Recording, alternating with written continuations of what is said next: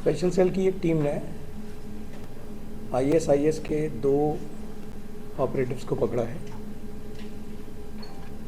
जो कि दिल्ली में हेवी फुटफॉल वाले एरियाज़ में ब्लास्ट कैरी आउट करने का प्लान बना रहे थे और उनके प्लान को प्रीएम्प्ट किया है। ये पकड़े गए 2 आदमी हैं, अदनान उर्फ अबू मुहारिब, जो अबू मुहारिब के नाम से ज़्यादा जाना जाता था अपने सर्कल में, और दूसरा है अदनान खान जो भोपाल का रहने वाला है उर्फ अबू मोहम्मद। हमारी इस टीम को लीड कर रहे थे डीसीपी अमित कौशिक और उनके साथ 2 एसीपीज हृदय भूषण और एसीपी राहुल विक्रम। और इस ऑपरेशन में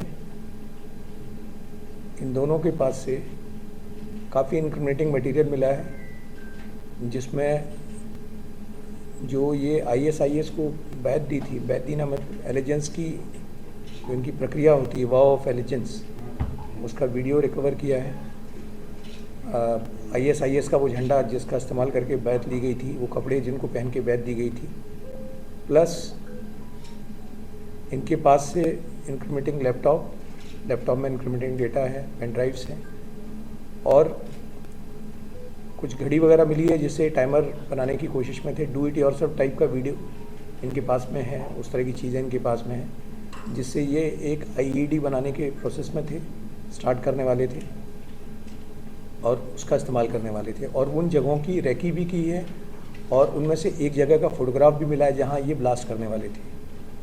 ये पहली अरेस्ट जो है 16 अक्टूबर को की गई, जो कि अदनान खान है, सादिक नगर का रहने वाला है, 20 साल का है, जिसको अबू मुहारिब के नाम से भी जानते हैं।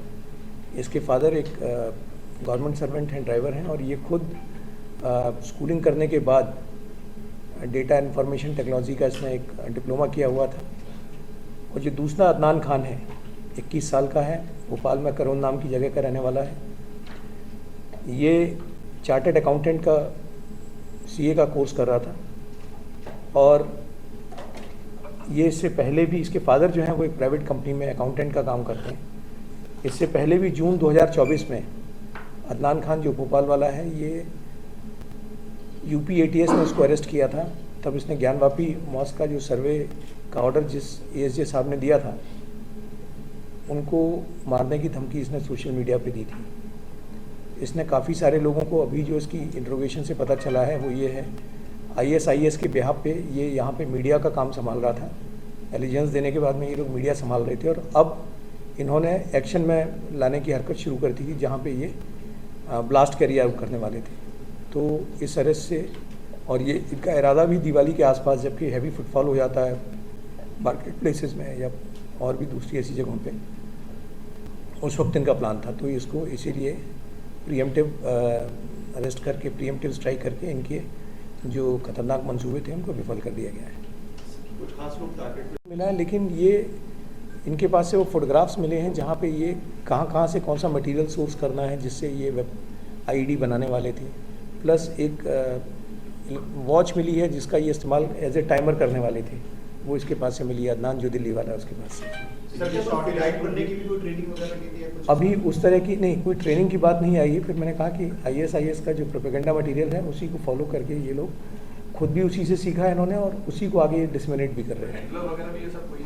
जी हाँ, इनका एक हैंडलर है जिसकी एक आईडी है, वो हमारे पास है, जो इनके हिसाब से क्लेम करता है कि वो सीरिया टर्की बॉर्डर पे कहीं है, सीरिया टर्की बॉर्डर पे कहीं है। देखिए, ये रेडिकल एलिमेंट्स है, इसमें पेमेंट का सवाल नहीं उठता है। सर, दिल्ली के अलावा भी कहीं और लोकेशन में इनका था? नहीं, अभी तो जो टारगेट इनका प्राइम था वो मतलब अभी जो हाल फिलहाल में सामने आया था वो दिल्ली था। In fact that was the reason why we had to act so swiftly. और फिर मैंने जैसे कहा कि प्रिवेंशन ज़्यादा ज़रूरी है, हम इनको अलाउ नहीं कर सकते थे कि ये ट्रेनिंग कर, मतलब किसी एडवांस स्टेज में पहुंच जाते बना के और फिर कहीं कुछ हादसा हो जाता। So it was busted just in time. It was nipped in the bud, you can say that. जो फोटोग्राफ वगैरह मिली है, किस तरीके का एक्सप्लोसिव ये परचेज करने वाले थे, कहाँ से? देखिए, इनकी प्लानिंग थी, इनके पास फोटोग्राफ्स थे, बहुत सारी चीज़ें अभी इन्वेस्टिगेशन के दायरे में हैं। जी,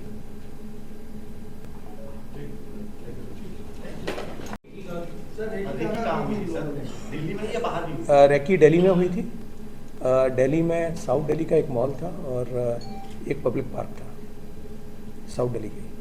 ट्रेनिंग वगैरह कैसे हुई थी? देखिए, मैंने आपसे फिर कहा कि ये जो ऑनलाइन वीडियोस होते हैं, जिससे डू इट योरसेल्फ वीडियोस होते हैं, जिससे ये आईडीज़ बनाते हैं, ये ISIS के मटेरियल्स इनके पास अवेलेबल थे।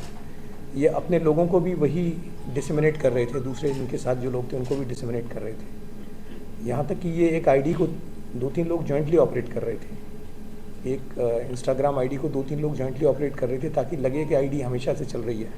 अगर आपको ध्यान हो तो जो पुराने लोग हैं वो याद करेंगे कि यूसुफ अल हिंदी नाम की आईडी थी जो हमेशा चलती रहती थी। तो बिल्कुल उसी तरह का कंसेप्ट था कि इनकी भी एक इंस्टा आईडी थी जिसको ये 24/7 चलाते रहते थे। तो उस आईडी को ये 2-3 लोग थे जो डायरेक्टली एक्सेस किया करते थे और उससे ये प्रोपेगेंडा मटेरियल डिसमिनेट करते थे। इनका कांटेक्ट एक फॉरेन की आईडी से है जिसको ये अपना वो कहते हैं इमीडिएट अमीर कहते हैं, इमीडिएट सुपरवाइज़र कहते हैं।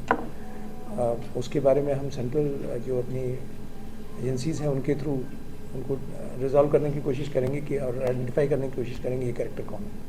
भोपाल में अदनान खान तक आप लोग कैसे पहुंचे और भोपाल में किस लोकेशन से आपने उसे ट्रेस किया? देखिए, सेल का काम है कि इस तरह के जो मॉड्यूल्स हैं उन पर नज़र रखना और ख़ासकर जो लोग पहले कभी टेरर एक्टिविटीज़ में आए हुए हों या हमारे सीक्रेट सोर्सेज भी होते हैं उन पे हम लोग नज़र रखते हैं, सीक्रेट सोर्सेज के थ्रू नज़र रखते हैं।